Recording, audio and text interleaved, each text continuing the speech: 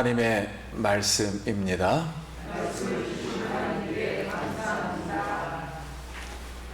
마태복음 17장 1절 말씀입니다.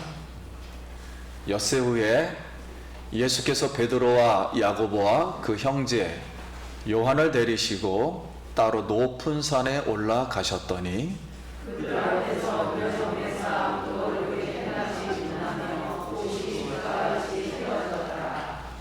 그때 모세와 엘리야가 예수와 더불어 말하는 것이 그들에게 보이거늘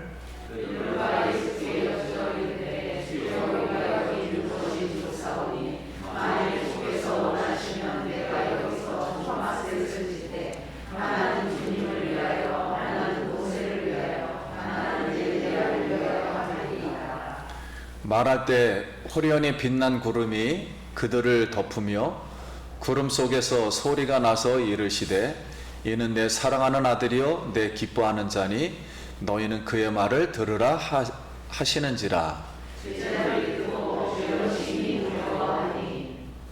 예수께서 나와 그들에게 손을 대시며 이르시되 일어나라 두려워하지 말라 하시니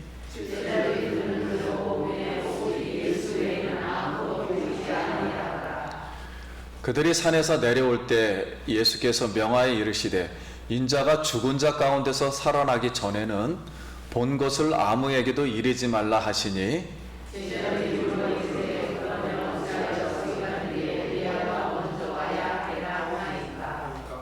예수께서 대답하여 이르시되 엘리야가 과연 먼저 와서 모든 일을 회복하리라.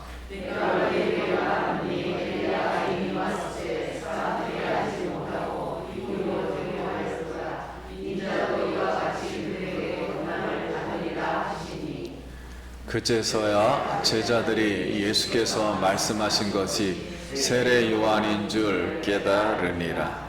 아멘. 할렐루야. 성도님 만나서 반갑습니다. 우리 옆 사람하고 한 번 더 인사하겠습니다. 한 주간 평안하셨습니까?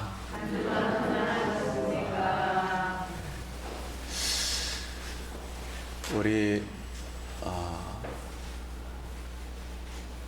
오늘 예배 자리에 나오신 우리 성도님들, 우리가 하나님 앞에 이렇게 경배하고 예수님 사랑하고 또 우리 성령님 의지하는 것 하나님의 은혜임을 믿습니다. 오늘도 예수님만 보이고 오늘 수고하고 무거운 짐진 모든 것이 있으면 다 예수님 앞에 내려놓으시길 바랍니다. 수고하고 무거운 짐진 자들아 다 내게로 오라. 내가 너희를 쉬게 하리라. 성도님도 한 주간 하나님으로부터 혹시 이번 주에 은혜 받은 말씀들이 무엇인가요? 저도 세상 만사 여러 가지의 일로 생각도 많았고, 그리고 성도님들 뭐 가정 일이나 회사 일이나 또는 여러 다른 사람들에게 관계하는 일이나 이렇게 답답한 것들, 일이 잘 해결되지 않은 것들이 또 있었을지 모릅니다. 근데 저도 그런 가운데 빌립보서 3장 8절, 11절, 14절 말씀을 읽다가 은혜를 받았어요. 그 말씀이 뭐냐면 우리 8절 보면 또한 모든 것을 해로 여김은 내 주 그리스도 예수를 아는 지식이 가장 고상하기 때문이라. 내가 그를 위하여 모든 것을 잃어버리고 배설물로 여기면 그리스도를 얻고 어떻게 해서든지 죽은 자 가운데서 부활에 이르려 하노니 표대를 향하여 그리스도 예수 안에서 하나님이 위에서 부르신 부름의 상을 달려가노라.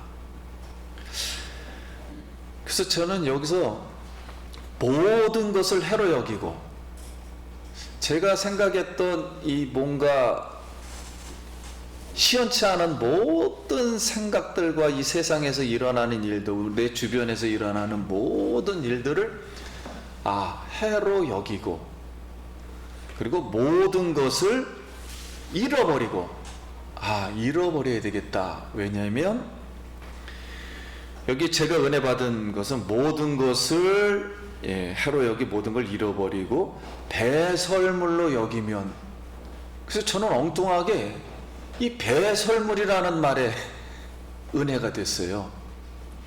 그래서 배설물이 부활의 그리고 부름의 상이 되었다, 여기에 제가 그냥 은혜를 받았습니다.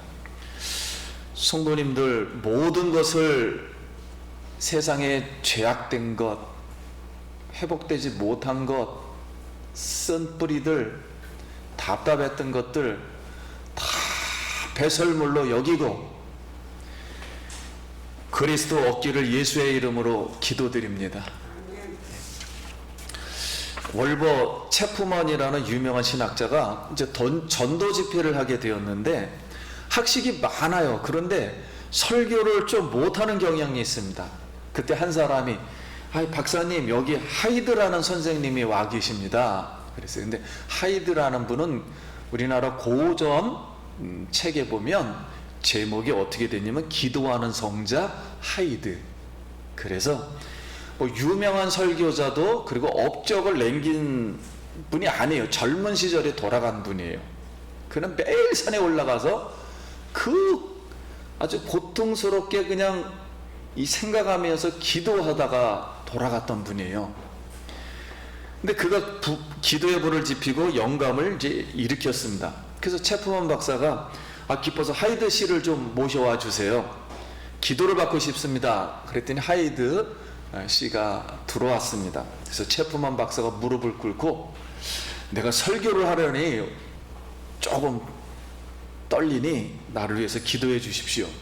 그랬더니 하이드 씨가 그럼 함께 기도합시다 하고, 그래서 무릎을 꿇고 기도를 받는데 소리가 나지 않는 거예요. 그래서 1분, 3분, 5분 지나도 계속 침묵입니다. 그러다가 10분이 지났을 때 조용하게 하이드 씨가 입술에서 한마디 기도가 흘러나왔어요. 주님, 우리에게 하나님의 영광을 보여 주소서. 당신의 영광을 보여 주십시오. 그럴 때 체프먼 이 박사님 마음이 따뜻해지는 걸 느꼈어요. 그 주변이. 그리고 설명할 수 없는 어떤 하나님의 임재, 거룩한 그런 임재를 이제 느꼈습니다. 그래서 후에 체프먼 이제 박사님이 글을 쓸 때 이 경험을 언급했습니다. 나는 그날 기도를 배웠다. 기도는 하나님의 임재 속으로 들어가는 것이다. 기도는 하나님의 영광을 보는 것이다. 얼마나 놀라운 기도의 정의입니까? 오늘 우리가 하나님의 임재 속으로 들어가기를 바랍니다. 그리고 기도 속에서 하나님의 영광을 보기를 소원합니다. 오늘 하나님의 영광 안에서 그리스도의 길을, 오늘 살아계신 그리스도의 그 은혜를 보기를 축복합니다. 1절 말씀과 2절 말씀. 엿새 후에 예수께서 베드로와 야고보와 그 형제 요한을 데리시고 따로 높은 산에 올라가셨더니 그들 앞에서 변형되사 그 얼굴이 해같이 빛나며 옷이 빛과 같이 휘어졌더라. 자, 예수님이 왜 제자를 데리고 산에 올라가셨을까요? 자신이 영광스럽게 변화된 부활 영광의 모습을 미리 보여주시려고 이렇게 산에 올라가셨습니다. 그래서 얼굴이 해같이 빛나며 옷이 빛과 같이 휘어졌습니다. 예수님이 이 모습은 예수님이 육신이 오시기 전에 하나님의 나라에서 그리스도로 계실 때 원래 영광된 모습, 그 모습이었습니다. 그 모습을 잠시 지금 보여주십니다. 그래서 마태가 기록하기를 엿새 후에, 그러면 7일째 되는 날이죠. 7일째는 안식으로 들어간다, 그런 뜻이에요. 안식으로 들어간다는 것은 부활해서 예수님이 하나님 나라의 그런 영원한 안식을 상징하는 겁니다. 그러면서 해같이 변형되신 예수님의 얼굴과 옷은 앞으로 예수님이 부활해서 이렇게 바로 영광을 얻으실 하늘 보좌에 앉으실 예수님을 잠시 보여주었습니다.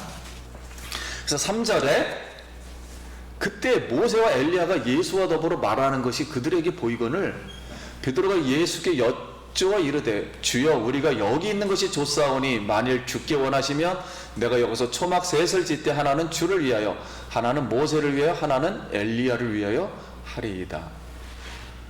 영광스럽게 변화되신 예수님 옆에 갑자기 엘리야하고 모세가 나타나서 말을 합니다. 무슨 뜻인가요? 모세는 모세 오경, 엘리야는 선지자의 대표, 구약 성경 전부, 두 증인이, 즉 구약 성경이 예수님을 증명한다, 그런 뜻이에요.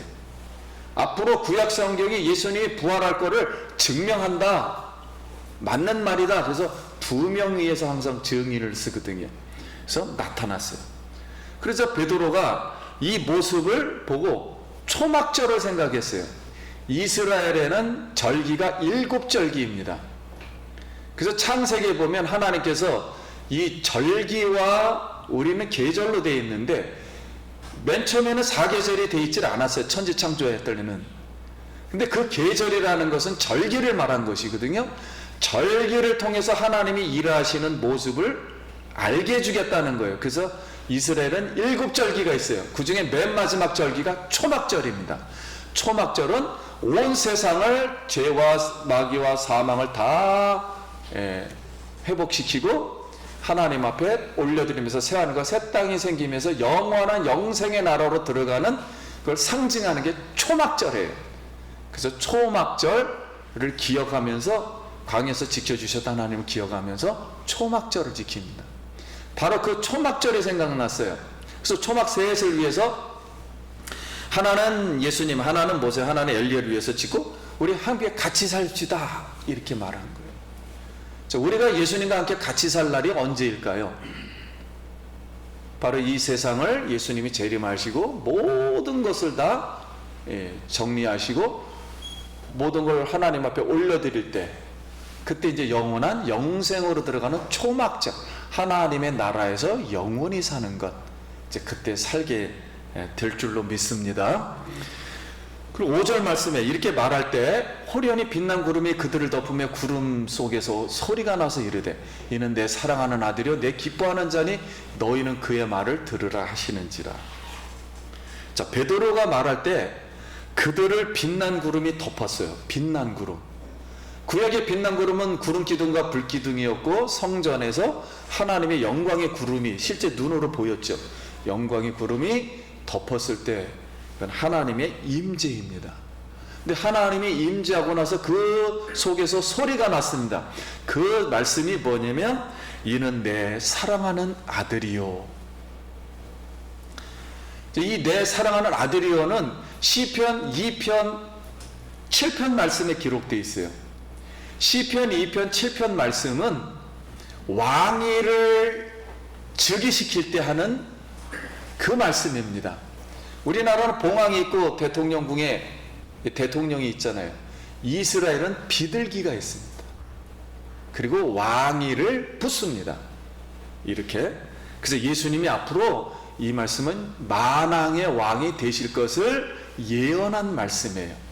그래서 그 말로 구약에 있는 말로 이해시킨 겁니다. 예수님이 앞으로 왕이 될 거야. 보호자에 앉는 왕이 되실 거다. 이렇게. 그리고 내 기뻐하는 자니 그랬습니다. 이 말씀은 이사야 41장 1절에 기록된 말씀이에요. 앞으로 예수님은 종으로 오시는데, 고난받는 종으로 오시는데 그 중에 내 기뻐하는 자, 즉 종의 모습으로 십자가 사역을 하여서 이방인에게도 구원을 베푸는 정의를 베풀 거라는 것을 예언한 말씀이에요. 그래서 결국 이 두 말씀은 예수님은 섬기는 종으로 십자가에 죽으시고 부활하여 만왕의 왕으로 부활하여 보좌에 앉아 모든 죄인을 구원하고 심판하는 겁니다. 심판하여 영광에 이르게 할 뿐임을 알려주시는 거였습니다. 그러니까 예수님은 앞으로 십자가에 죽으셨다가 부활해서 만왕의 왕으로 보좌에 앉아 온 세상을 심판하시는 하나님이시다. 이렇게 영광으로 앞으로 살게 될 것을 말씀해 준 거예요. 그랬더니 제자들이 듣고 엎드려 심히 두려워하니 예수께서 나와 그들에게 손을 대시며 이르시되 일어나라 두려워하지 말라 하시니 제자들이 눈을 들고 보매 오직 예수 외에는 아무도 보이지 아니하더라. 자, 이 모습은 심판주의 하나님이 나타나니까 제자들이 임재 속에서 엎드려졌습니다. 이게 무슨 말이냐면 심판주의 예수님이 두려워 말라 했다는 거예요. 그러니 그 심판의 모습 속에서 이들을 보호해 준 거죠. 그래서 앞으로 예수님만 보고 따르라는 그런 뜻이었습니다. 오늘 우리가 예수 그리스도의 그 영광된 모습을 보고 우리가 고난 중에도 잘 따라할 수 있길 바랍니다.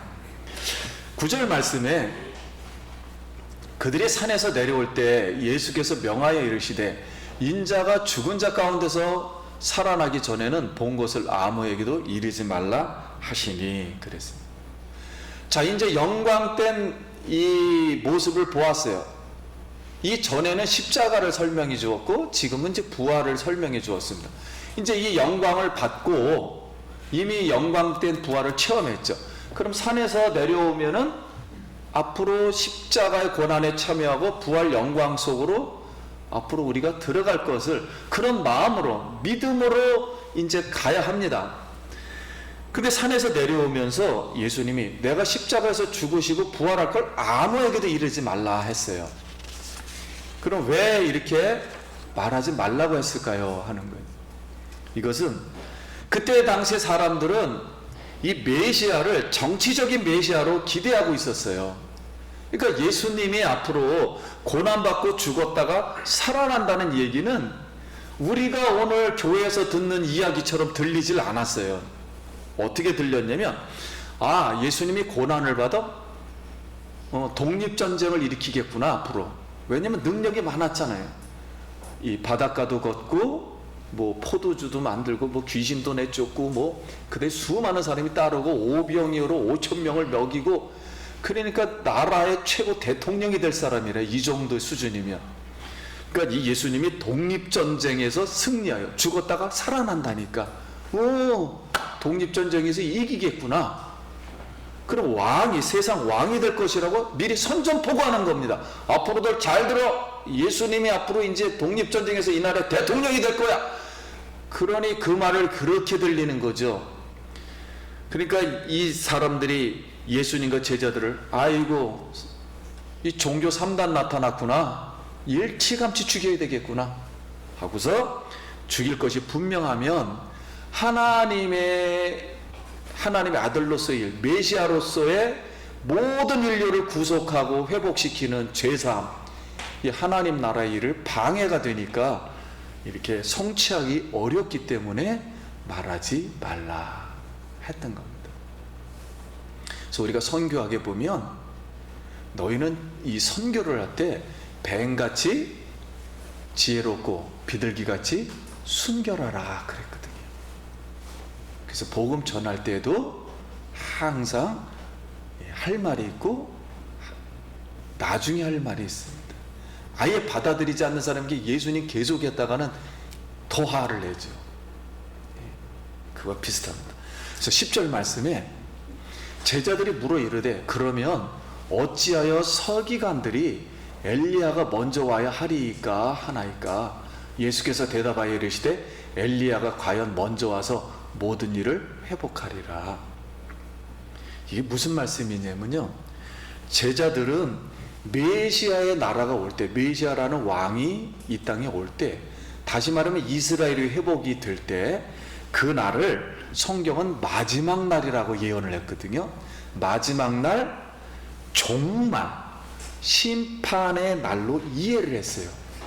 그런데 말라기서에 보면은 이스라엘이 이렇게 회복하는 날, 마지막 날, 종말, 심판의 날은 오려면은 먼저 엘리야가 온다 그랬습니다. 말라기서에 엘리야가 와서 그 사람들의 마음을 아비의 마음으로, 이 뜻은 뭐냐면은 자녀들의 마음을 아비의 마음이라는 뜻은 이스라엘 백성들은 하나님의 자녀죠. 그 아버지는 하나님이에요. 그러니까 하나님에게로 돌이키게 한다, 그런 뜻이에요. 그런 사람이 먼저 와야 됩니다. 그러니까 엘리야를 지금 보지도 못했지만은 구약에 그 사람만을 오기를 지금 기다리고 있는 거예요. 그럼 예수님이 십자가에서 돌아가셔서 죽으시고 이 나라로 회복시킨다니까, 왕이 된다 그러니까 엘리야가 지금 와야 될 거 아닙니까? 그랬더니 예수님이 이렇게 대답을 했습니다. 12절에 내가 너에게 말하노니 엘리야가 이미 왔으되 사람들이 알지 못하고 임의로 대우하였도다. 인자도 이와 같이 그들에게 고난을 받으리라 하시니 그제서야 제자들이 예수께서 말씀하신 것이 세례 요한인 줄 깨달으니라. 그래서 예수님은 엘리야가 왔다 그랬어요. 그럼 누구지? 생각해 보니까 세례 요한이었거든요. 왜 세례 요한임을 금방 알았냐면 베드로, 야고보, 요한은 원래 누구의 제자였냐면 세례 요한의 제자였습니다. 그가 죽고 나서 예수님을 따른 겁니다. 그러니까 금방 세례 요한이 와가지고 하나님 나라의 복음을 전파하고 오실 길을 예비한다. 앞으로 오실 자가 오실 것이다. 그가 오면 불과 성령으로 세례를 주실 것이다. 이렇게 말씀했어요. 그래서 많은 사람들이 세례 요한을 말을 듣고 위대한 선지자라면서 회개하고 많이 세례를 받았습니다. 자, 그러면서 그가 알지를 못하고 사람들이 그를 배척하고 순교시켰다. 순교당했다. 마찬가지로 나도 세례 요한처럼 고난받고 죽을 것이다. 예수님도 당연하죠. 왜냐하면 예수님이 오실 것을 준비한 사람이 순교하고 죽었다면 예수님도 똑같은 맥락에 있으니까 당연히 배척받고 죽어야죠. 그래서 그러나 3일 후에는 부활하여 영광을 얻을 것이니라 말하니 제자들이 그 뜻에 무슨 뜻인지 이해했습니다. 그랬다는 거예요. 무슨 뜻인지 이해했습니다. 그럼 우리가 여기서 오늘 깨닫는 말씀은 무엇인가요? 하는 거예요. 자, 사람들은 엘리야로 온 세례 요한을 죽이고 엉뚱한 엘리야를 기다리고 있었어요.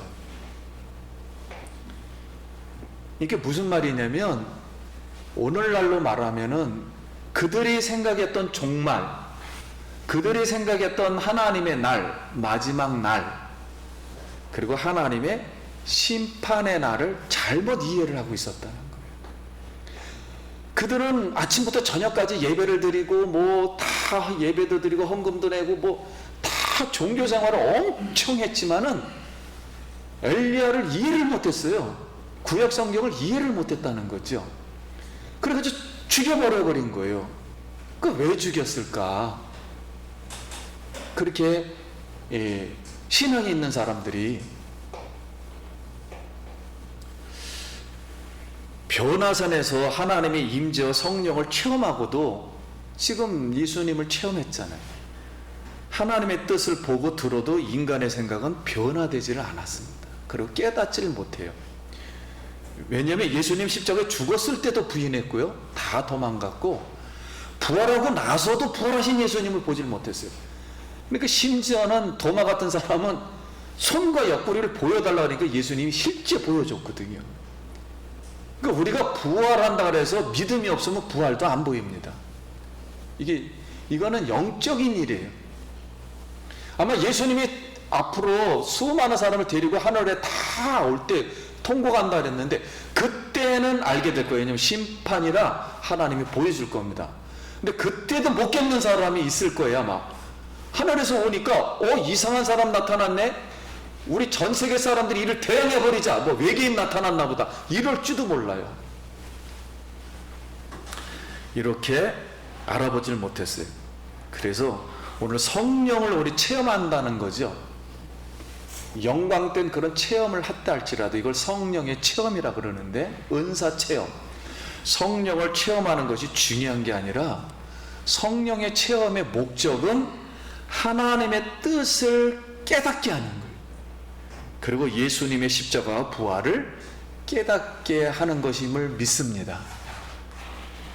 그러므로 섬김의 종으로 예수님의 십자가의 길을 가고 부활 영광으로 우리가 어떤 체험을 했다면, 기도 중에 아니면 어떤 것 중에 모든 체험은 다 예수님의 십자가와 부활을 설명하는 겁니다. 이 십자가의 고난에 깨닫고 참여하고 부활 영광으로 나아갈 것을 믿고 거기에 참여하기를 소원합니다. 요새 전 세계에서 가장 핫한 사람이 한 명 있어요. 손흥민 선수예요. 영향력이 어마어마합니다. 이번에 잉글랜드 프리미어 5대 축구 그 리그에서 가장 큰 잉글랜드, 영국에서 득점왕이 됐거든요. 그래가지고 손흥민이라는 사람이 지금 뭐 전 세계적으로 유럽 사람에게는 거의 뭐 엄청 영향을 미쳤어요. 이제 하나님께 이제 손흥민이 그렇게 고생을 하다가 이제 영광을 이제 받는 거죠. 하나님이 높이는 거죠. 그런데 이제 그 아버지가 계속 했던 말이 있어요. 어렸을 때 10년간 동안 공을 못 차게 했어요. 그리고 뺑글뺑글 돌면서 기초훈련, 기본훈련에 그것만 하니까 그냥 얘가 하루 종일 몇천 번씩 그 운동장을 도니까 짜증이 날 정도로 그렇게 기본 훈련과 기본기를 다졌다고 그랬어요.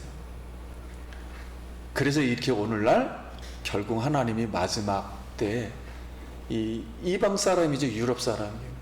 손흥민을 가장 높은 자리에 올려놔야 되는데 유럽 사람들이 아시아인을 왕으로 올려놓는다는 건 자존심 상하는 일이거든요. 그래서 다 빼버렸어요. 올해 올해의 상 전부. 그게 충분히 저도 이해가 됩니다. 올려놓을 수가 없어요. 자존심 때문에.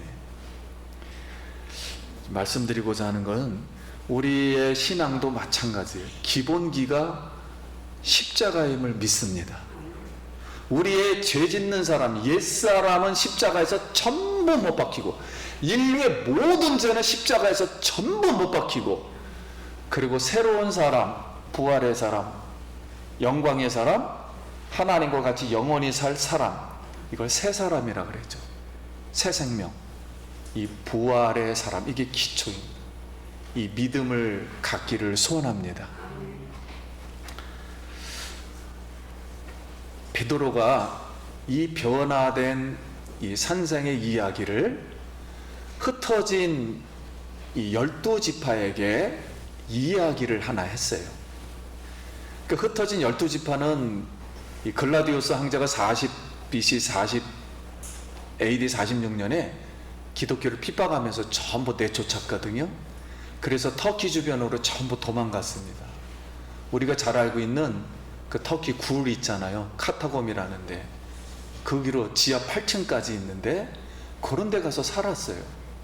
자, 그들에게 뭐라고 말하냐면, 너희가 믿음을 가지면 믿음의 덕의 지식을, 지식의 절제를, 절제의 인내를, 인내의 경건을, 경건의 형제 우애를, 그리고 형제 우애의 사랑을 더하라. 그러면서 갑자기 예수님이 변화산상에 있었던 그 말씀을 말합니다.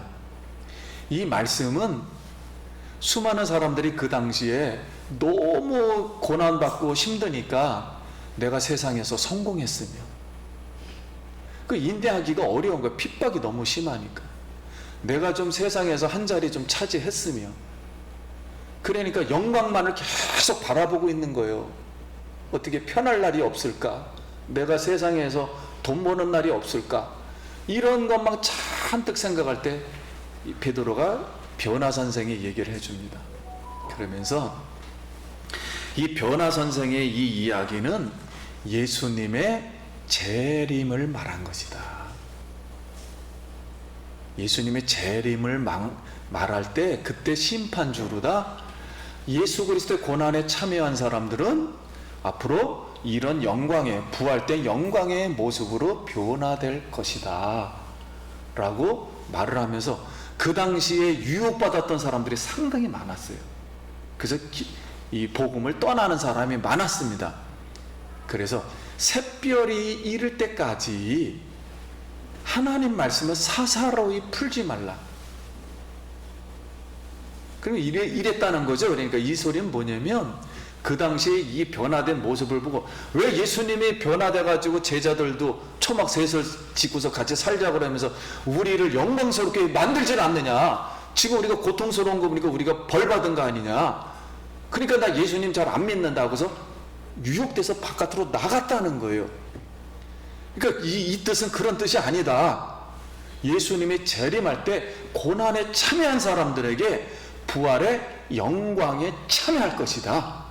그러니 인내하라 말이에요. 형제들끼리 사랑하고 덕을 세우고 공동체를 지켜라. 그래서 샛별이 이를 때까지 성경을 함부로 해석해서 이렇게 본인에게 사욕으로 성경을 해석하지 말라, 이 말씀을 주셨습니다. 오늘 사랑하는 성도님들, 오늘 우리가 세상에 살다 보면 굉장히 어려운 일이 많이 생겨요. 그리고 또 고통스러운 게 많이 생깁니다. 그러나 그때일수록 예수 그리스도의 고난에 우리가 참여하면 나중에 부활의 영광의 모습으로 하나님이 우리를 세워주리라 믿습니다. 오늘 이 부활의 영광의 예수님 모습을 보면서 속에 있던 것은 다, 모든 것은 잃어버리고, 제가 거기에 은혜를 받았어요. 모든 것, 내가 60년 동안 생각했던 모든 것을 버린다. 그 생각하니까 마음이 너무 편하더라고요. 아니, 다 버리자. 모든 것이 나를 괴롭게 했던 모든 해는 다 잊어버리자. 다 버리고. 그러면 내가 이걸 왜 버릴까 생각했더니 결론은 다 버리면은 세상 거 다 버리는 거 아니에요, 내 인생을. 근데 인생은 세상만 있는 게 아니거든요. 그리스도가 계심을 믿습니다. 그리스도의 나라가 있음을 믿습니다. 그 영광의 나라를 나에게 주려고 이렇게 하고 있구나, 그 생각하니까 배설물, 내가 배설물이야? 근데 부활에 이르러 한다? 그럼 내가 부활이 돼? 이걸 믿자. 이게 부활에 이를 때 부름의 상을 또 나에게 준다? 부름의 상이다? 그러니까 그때 내 마음속에 있던 세상 것이 다 사라지면서, 그래, 이걸 믿는 거야. 바로 이걸 믿는 거야. 배설물이 부활해서 부름의 상이 되는 거야. 이러니까 마음이 위로가 되면서 은혜가 되었습니다. 우리 성도님들, 오늘 고난에 참여하고 그리스도의 어떤 일을 하든지 간에 고난에 참여해서 영광에 이르기를 예수의 이름으로 축원합니다. 기도하겠습니다.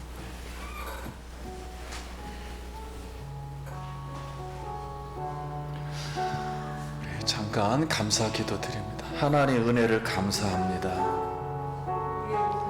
오늘도 예수님의 부활의 그 영광을 잠시 체험하며 우리의 모든 것을 잊어버리고 어떤 고난 속에서도 그걸 참고 인내하여 부활 영광을 바라보게 하여 주시옵소서. 예수님 이름으로 기도드립니다. 아멘.